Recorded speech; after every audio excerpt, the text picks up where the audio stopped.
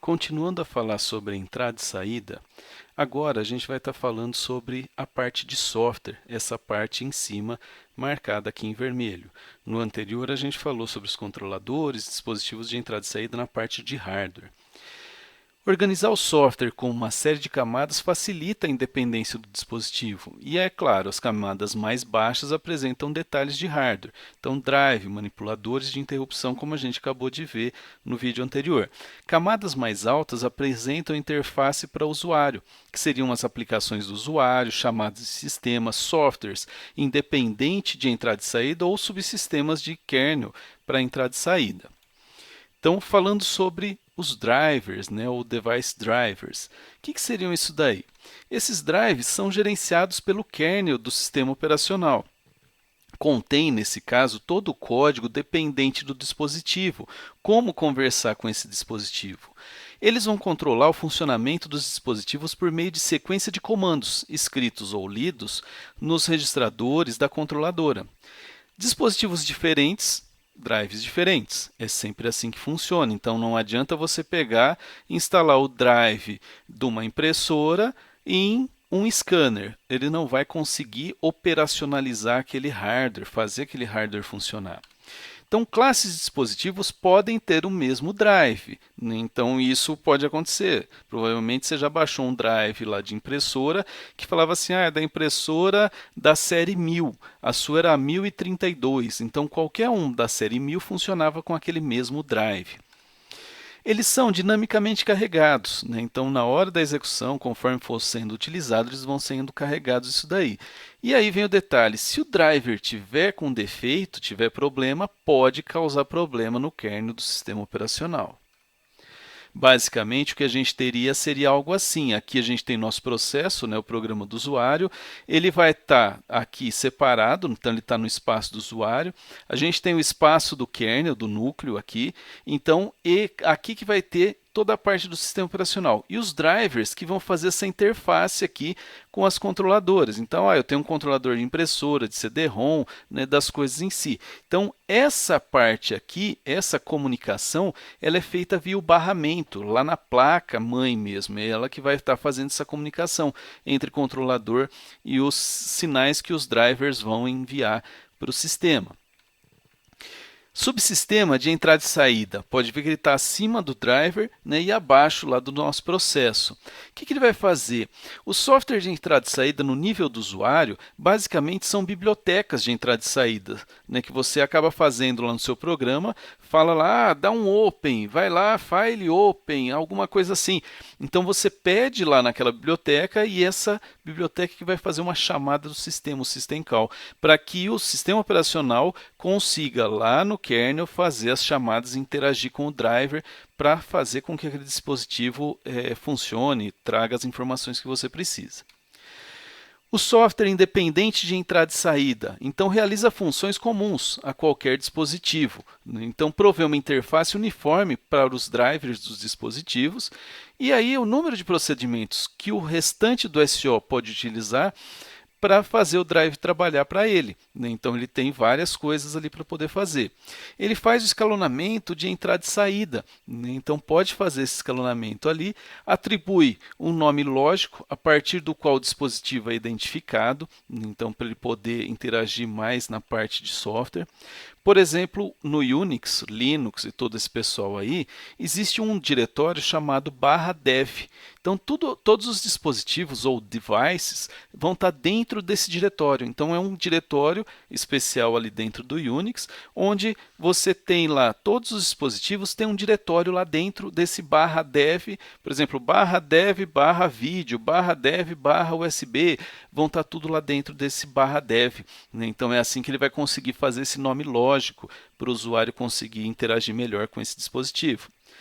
Também faz a parte de prover o buffer, ajuste entre a velocidade e a quantidade de dados transmitidos, porque como eu disse no vídeo anterior, pode ser que meu HD seja mais rápido, minha impressora seja mais lenta, então precisa de um buffer para poder fazer esse gerenciamento aí.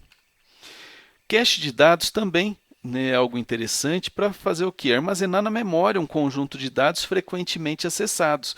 Isso daí, independente de sistema de software, né, de entrada e saída, algo assim, é algo que tem que ser feito. O que acontece? Essas duas imagens vão mostrar para a gente o que? A gente pode ter um drive de disco, um drive de impressora, um drive de teclado, cada uma tem uma interface. Então não existe uma padronização de interface. Agora, se a gente criar uma padronização, então pode ter, né, um padrão de interface uniforme, então todo mundo mantém uma mesma interface para interagir com o sistema operacional. Então, software independente de entrada e saída, né, também tem que reportar erros e proteger os dispositivos contra acessos indevidos ali. Então, na programação, posso tentar efetuar leitura em um dispositivo de saída. Algo, por exemplo, vai lá e lê os dados da placa de vídeo, mas placa de vídeo é só saída, não é entrada. Impressora ela só manda. Mas e um scanner? Não, o scanner vai receber.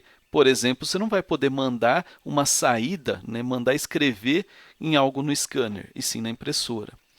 Então, um exemplo de entrada e saída também, que ela tem que ser controlada, seria tentar imprimir uma impressora desligada ou sem papel.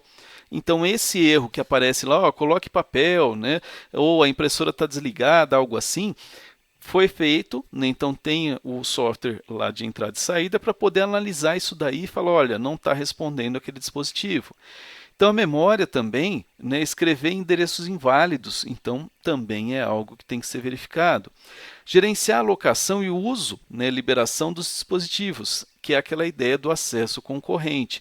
Então, a gente tem região crítica, todo aquele ponto lá que a gente já comentou em aulas anteriores. Transferência de dados, né, pode ser também de forma assíncrona. Então, síncrona, o que é? É aquele esquema da aula, por exemplo, que a gente tem, às vezes, lá uma vez por semana, que é síncrona. Então, eu estou online, você está online, e aí isso vira síncrono. Então, ele requer, nesse caso, o bloqueio daquele dispositivo até que os dados estejam prontos para transferência. Né? Então, por isso que é uma transferência bloqueante, ele bloqueia, né, aquele sentido lá. A assíncrona já não. A assíncrona é transferências acionadas por interrupções, que são as mais comuns. Essa parte de síncrona, antigamente, os primeiros scanners em si, eles trabalhavam nesse esquema. Você ligava o scanner para escanear lá uma imagem e tal, né? Então você clicava lá no software de scanner lá dentro do seu sistema operacional. Quando você mandava escanear, seu sistema travava, porque era feito desse esquema síncrono. Então ele começava, conforme ele ia escaneando, você via, né, parava tudo, mouse, parava tudo quanto é coisa. Quando ele terminava de escanear, a imagem aparecia para você na tela e liberava para você poder trabalhar e fazer as outras coisas. Então chegava nesse nível de bloqueio alguns tipos de scanners.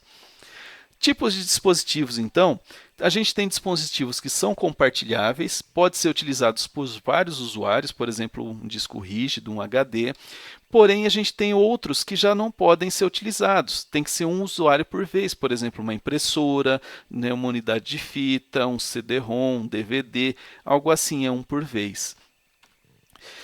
Como que funciona, então, o ciclo de entrada e saída? Esse ciclo de entrada e saída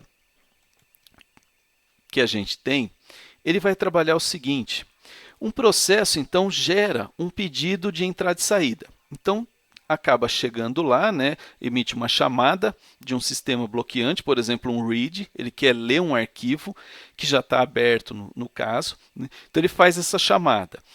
O código, então, que vai ter lá o código da chamada do sistema, verifica os parâmetros.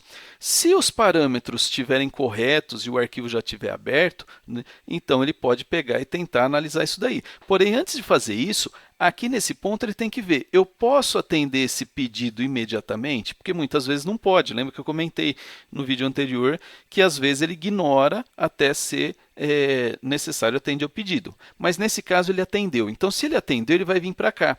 Então, ele vai fazer o quê? Se tiver tudo correto, então ele transfere os dados, se for necessário, né, para o processo, retorna o código de conclusão ou de falha, o que aconteceu, e a entrada e saída é concluída. Né? Então, ele retorna lá e o processo consegue trabalhar normal. Porém, e se, né, ele não puder, né, ser atendido imediatamente? Se, por exemplo, aquele arquivo não está na memória. Então, se os parâmetros estiverem corretos, mas o arquivo não estiver no buffer, né, ou no caso na memória, a entrada e saída precisa ser realizada.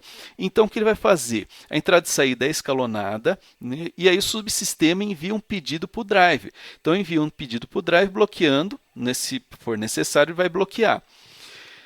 Depois disso, o que ele vai fazer? O drive vai ter que pegar e alocar um espaço de buffer, escalonar a entrada e saída e enviar o comando para a controladora do dispositivo, né, escrevendo nos seus registradores de controle. Nesse caso, ele pode estar usando o DMA para auxiliar isso daí, né? Então ele vai mandar o jeito que ele quer, os comandos que ele vai mandar lá para a controladora.